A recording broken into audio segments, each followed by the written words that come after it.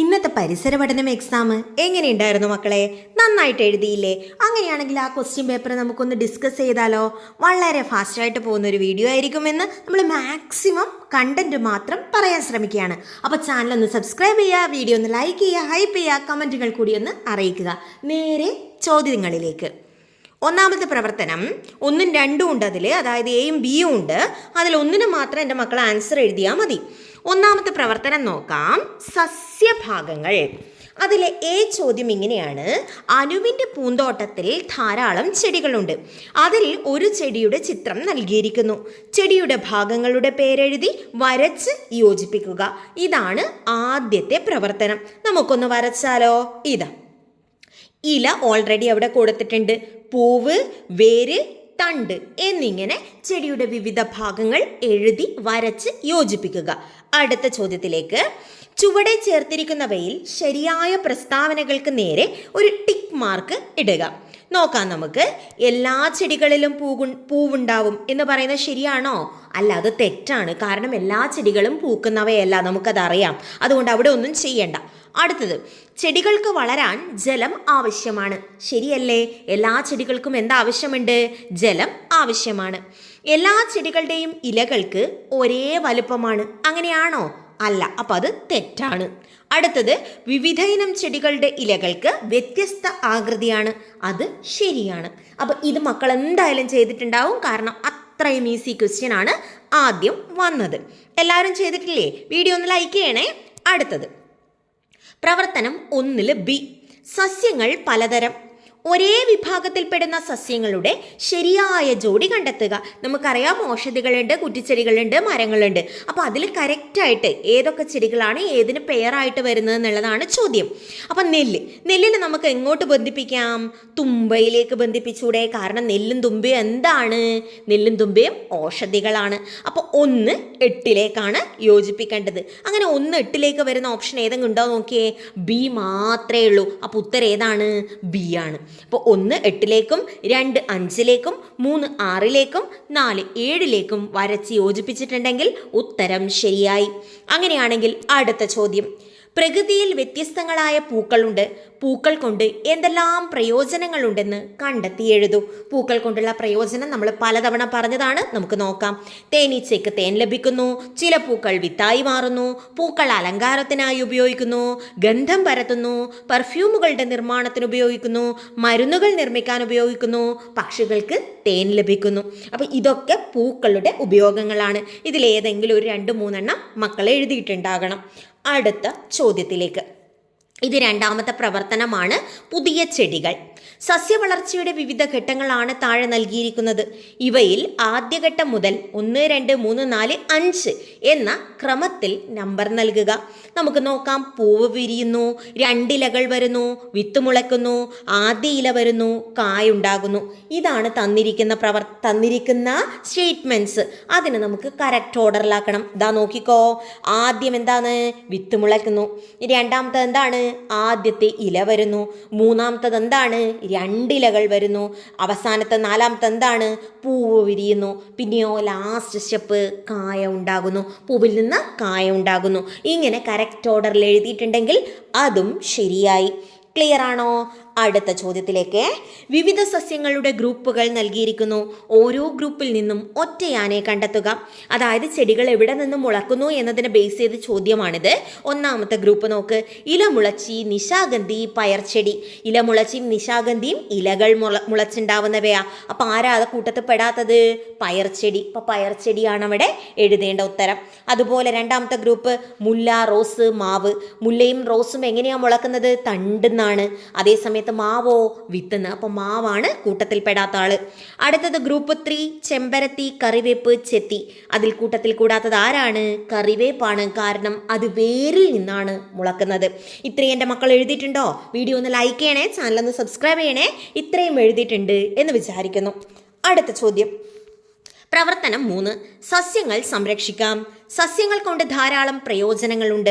ശുദ്ധവായുവിനും ഭക്ഷണത്തിനും വാസസ്ഥലത്തിനും നാം സസ്യങ്ങളെ ആശ്രയിക്കുന്നു.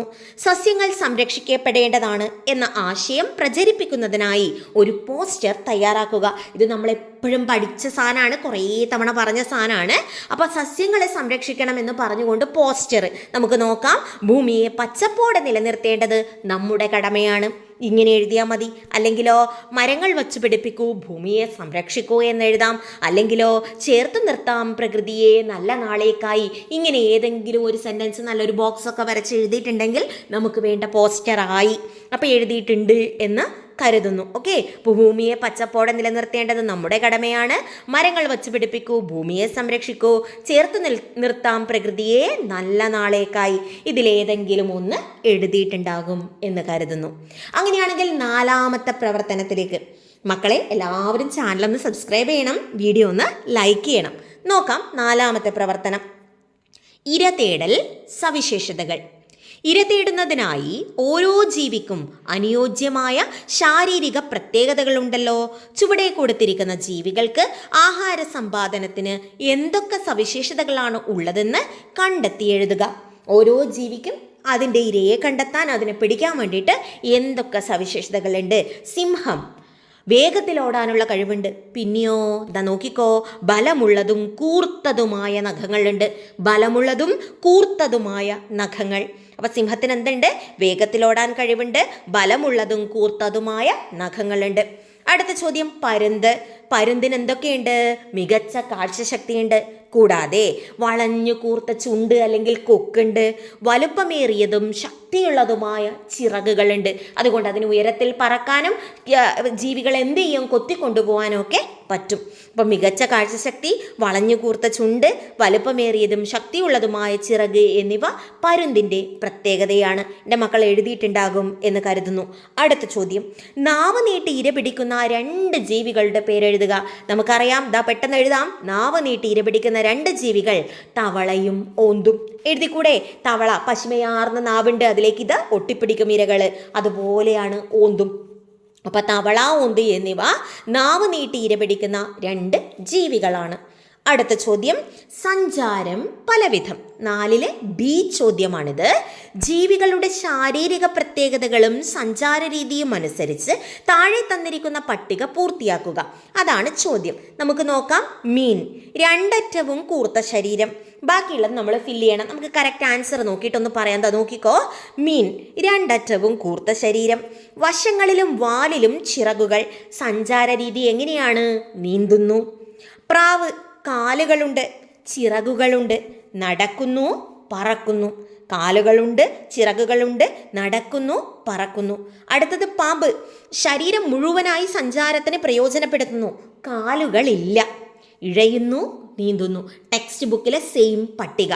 കൃത്യമായി പഠിച്ച കുട്ടികൾക്ക് കൃത്യമായിട്ട് ഇത് ആൻസറും കിട്ടിയിട്ടുണ്ടാവും. എൻ്റെ മക്കൾക്ക് എല്ലാവർക്കും കിട്ടിയിട്ടുണ്ടാവും. കാരണം എല്ലാവരും അടിപൊളിയായിട്ട് പഠിച്ചിട്ട് പോയിട്ടുണ്ടാവുമെന്ന് ടീച്ചർക്ക് അറിയാം. അപ്പോൾ വീഡിയോ എല്ലാവരും എന്ത് ചെയ്യുക? ഒന്ന് ലൈക്ക് ചെയ്യുക, ചാനൽ ഒന്ന് സബ്സ്ക്രൈബ് ചെയ്യുക. നമ്മൾ അടുത്ത ചോദ്യത്തിലേക്ക്. താഴെ തന്നിരിക്കുന്ന ജീവികളെ വലുപ്പത്തിനനുസരിച്ച് ക്രമീകരിക്കുക. ആന, ഉറുമ്പ്, ആട്, പൂച്ച, പാറ്റ, പശു. നമുക്കൊന്നതിനെ വലുപ്പത്തിനനുസരിച്ചൊന്ന് ക്രമീകരിച്ച് നോക്കാം. ചെറുതെന്ന് വലുതിലേക്ക്. ഉറുമ്പ്, പാറ്റ, പൂച്ച, ആട്, പശു, ആന. ടീച്ചർ എഴുതിയത് വളരെ അടുത്തായി പോയി. മക്കളതൊന്ന് അഡ്ജസ്റ്റ് ചെയ്ത് മനസ്സിലാക്കണം. ഉറുമ്പ് കഴിഞ്ഞാൽ പാറ്റ, പിന്നെ പൂച്ച, ആട്, പശു, ആന എന്നിങ്ങനെയാണ് ജീവികളെ വലുപ്പത്തിനനുസരിച്ച് ക്രമീകരിക്കേണ്ടത്. അങ്ങനെയാണെങ്കിൽ അവസാനത്തെ ചോദ്യം, പൂക്കളും പൂമ്പാറ്റകളും.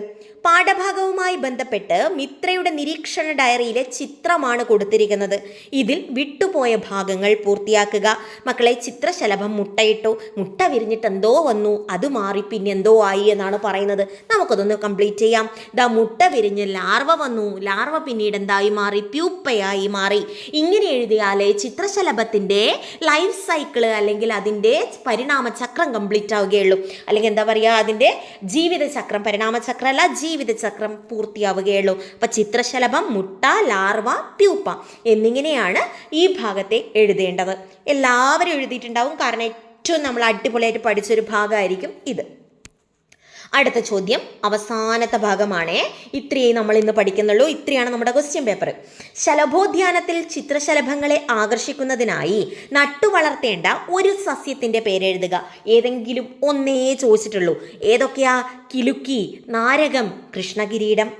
അടുത്ത ചോദ്യം, ഇത് മനസ്സിലായില്ലേ? ശലഭോദ്യാനത്തിൽ ചിത്രശലഭങ്ങളെ ആകർഷിക്കാൻ വേണ്ടി നമ്മൾ ഏതൊക്കെ സസ്യങ്ങൾ നടാം?